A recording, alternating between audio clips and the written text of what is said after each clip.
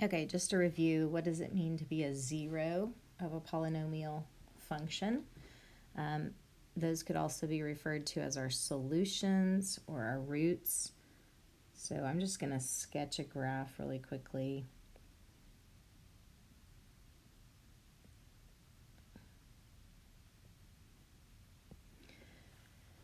Okay, let me do this one. So zeros are when f of x equals 0.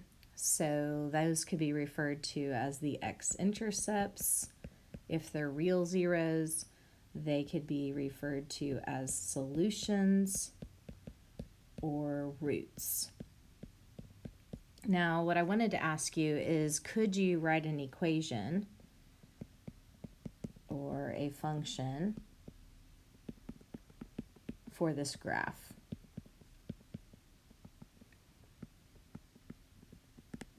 Well, a good starting point is, what are my solutions? I would have to give you these. We're going to say that this is at -4, 0.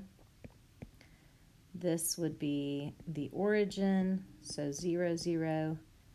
And this would be at 2, 0.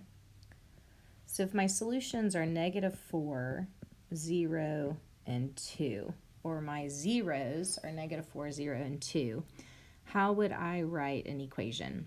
Well, you just have to work backwards. So think about, when you set your solutions equal to 0 because of the zero product property. So you would start with something like this.